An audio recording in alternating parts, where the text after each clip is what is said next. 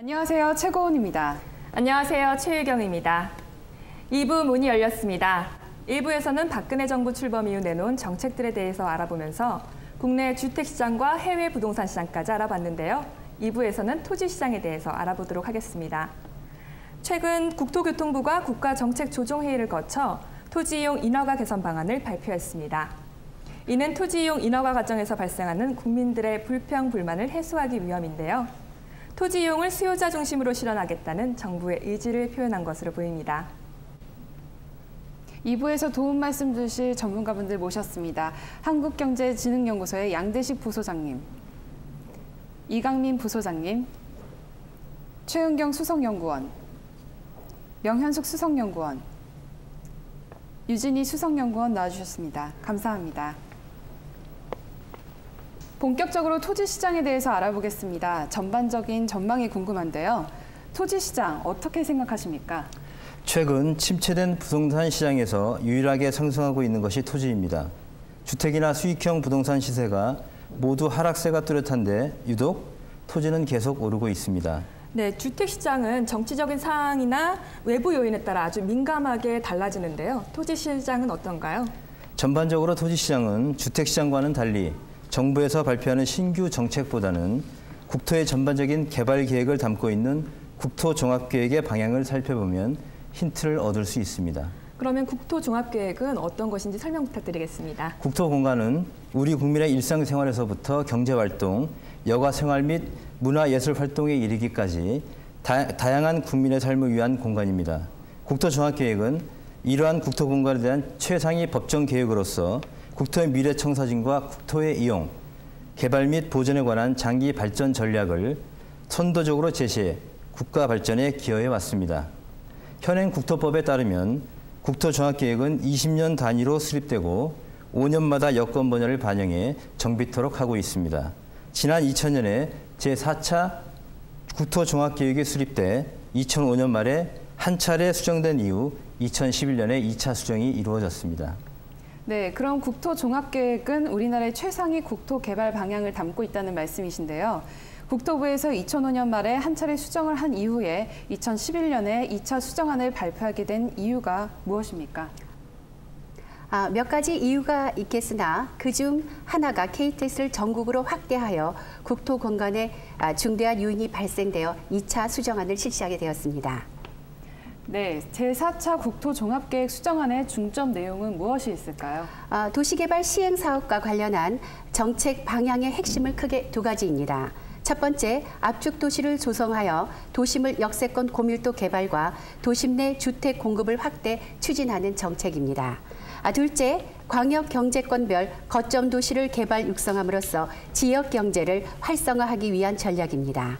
이것은 수정 계획에 포함된 내용이며 우리가 주목해야 할 것은요, KTX 정차도시를 중심으로 도시권을 육성 개발한다는 내용이 추가된 점입니다.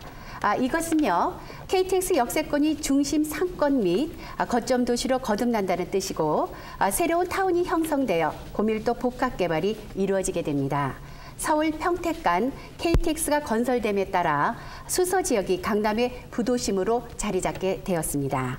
2020년까지 확충 전략에 따라 KTX 철도망이 대폭 늘어나게 됩니다. 네, 이 KTX망을 전국적으로 확대한다면 수도권 쏠림 현상이 상대적으로 약해질 것 같은데 어떤가요? 네, 2020년이면 KTX를 타고 90분이면 전국 어디든지 갈 수 있는 시대가 열립니다. 이렇게 되면 지방 수도권 할 것 없이 하나의 도시권으로 국토가 균형 발전을 하게 됩니다. KTX 정차 도시를 중심으로 도시권을 육성하기 때문에 앞으로는 지방 수도권 할 것 없이 실질적으로 전 국토가 균형 발전을 이루어질 수밖에 없습니다. 따라서 부동산 투자에 있어서도 수도권만 고집할 것이 아니라 전국 곳곳에 KTX 정차하는 곳에 분산 투자를 하는 것이 성공 투자의 지름길이라고 할 수 있습니다. 네, 전국에 KTX가 정차하는 곳에 분산 투자하면 성공 투자라고 말씀해 주셨는데요. 어느 지역에 투자하면 좋을까요? 네, 어느 곳이라고 구체적으로 말씀드리기보다는 국토해양부에서 발표한 제2차 국가철도망 구축 계획을 보시면 2011년도부터 2020년도까지 향후 10년간 대한민국의 전 국토에 신설되는 철도망을 한눈에 알아보실 수가 있습니다.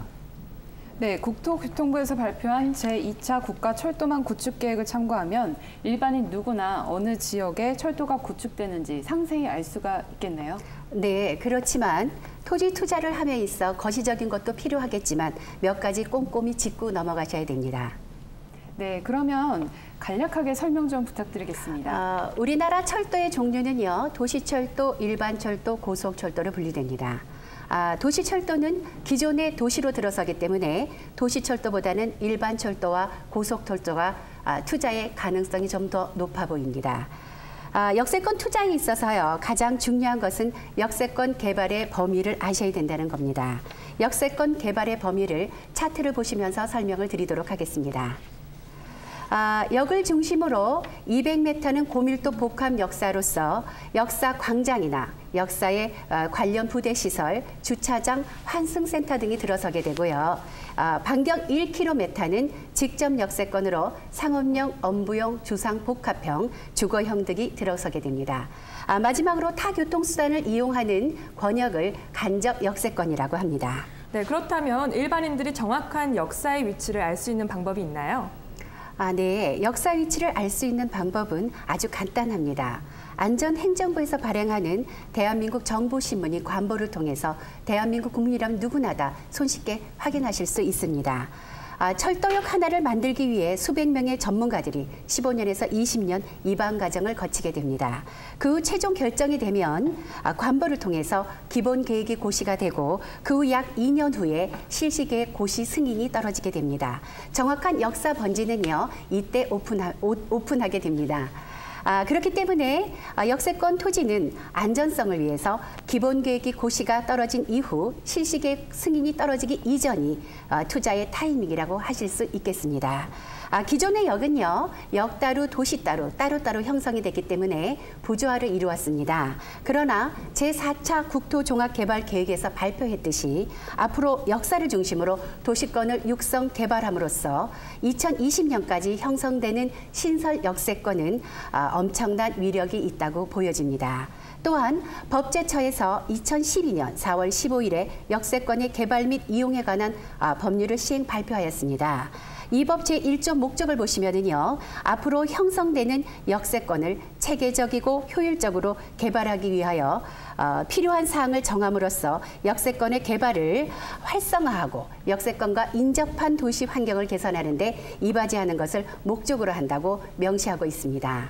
네, 생각보다 역세권 투자가 어렵지 않은 것 같은데요. 간략하게 정리를 해보면 먼저 관보를 통해서 정확한 역사의 위치를 확인하고 역사에서 반경 200m를 제외한 반경 1km 안쪽으로 들어오는 토지, 즉 직접 역세권 토지를 눈여겨보면 성공 투자를 할 수 있다는 말씀이네요. 제 말이 맞나요? 네, 맞습니다. 네, 역세권 토지는 지가가 큰 폭으로 상승한다고 앞에서 말씀하셨는데요.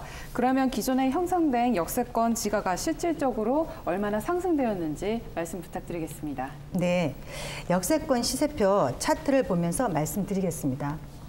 경부선 병점역은 착공전에 평당 15만 원에서 20만 원, 현재 상업지가 평당 5천만 원.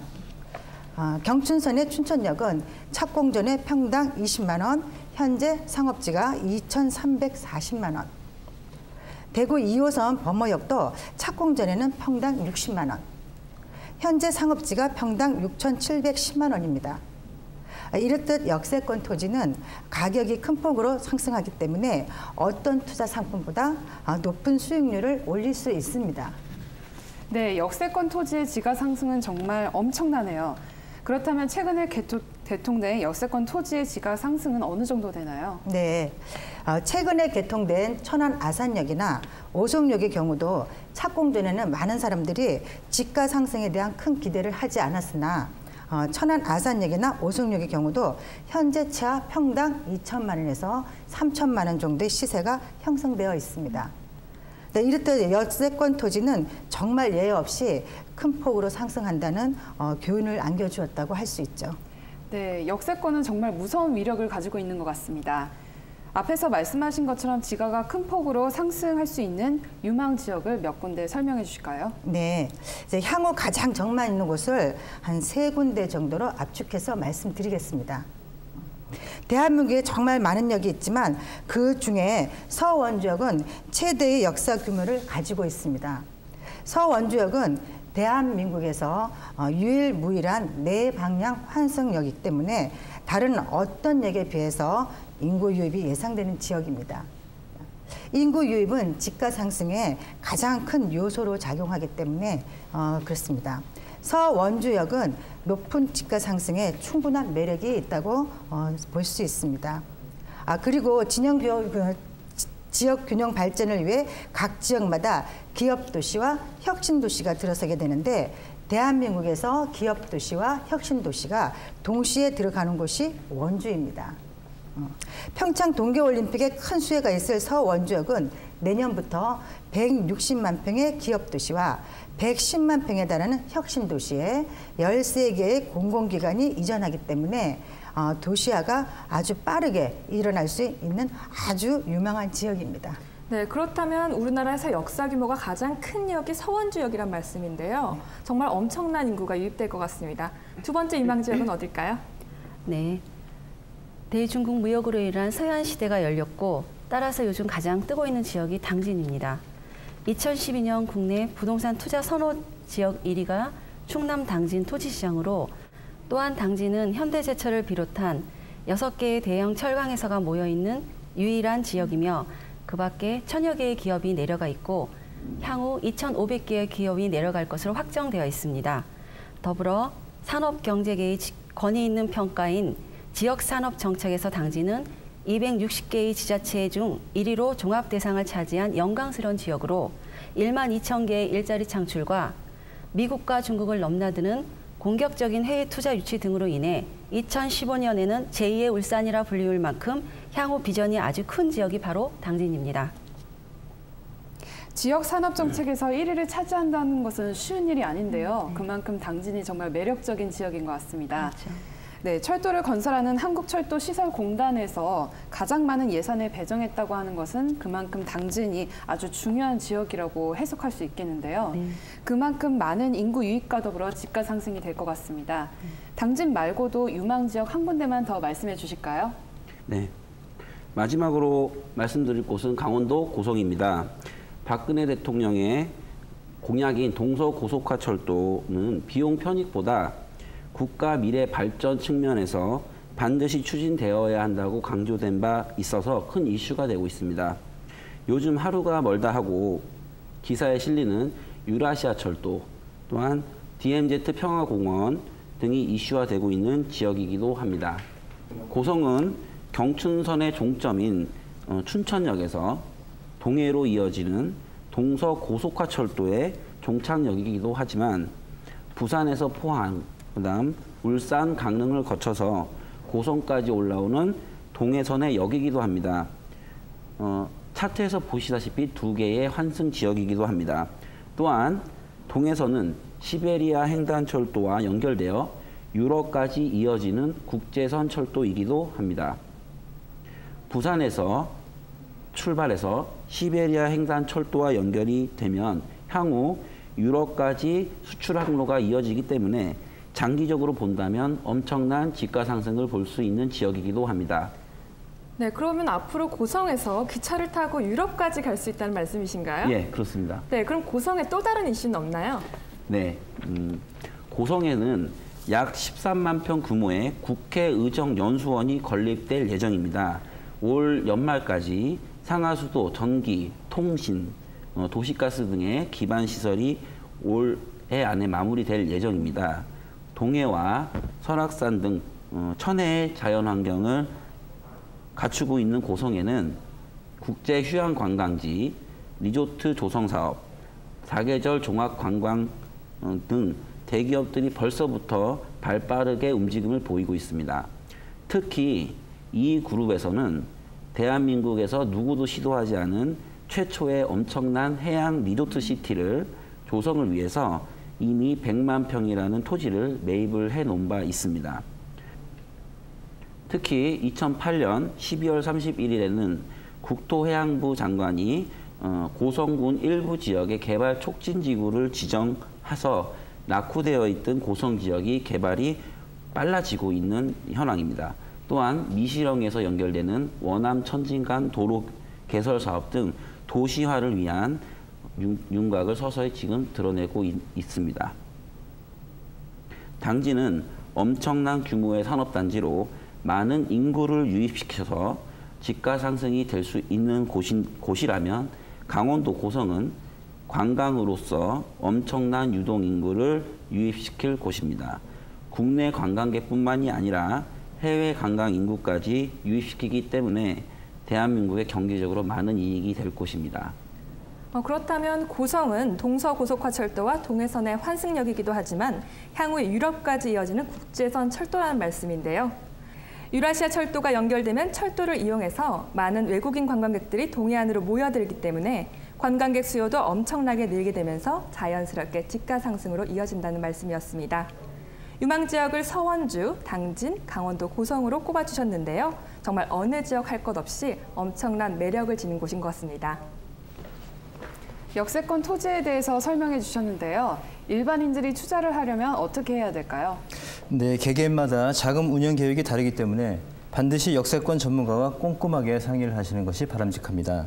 국토의 계획 및 이용에 관한 법률 제77조와 제78조에 보시면 상업지역의 경우 건폐율을 최고 90%, 용적률을 최고 1,500%까지라고 명시가 되어 있습니다. 건폐율과 용적률이란 용어 해석 좀 부탁드리겠습니다. 네, 건폐율은 대지 면적에서 건축물 바닥 면적이 차지하는 비율을 말하는 것입니다. 쉽게 말씀드리면 100평이 대지가 있을 때 바닥 면적을 90평으로 한다면 건폐율이 90%, 100평이 대지가 있을 때 바닥 면적을 80평으로 한다면 건폐율이 80%라는 뜻입니다.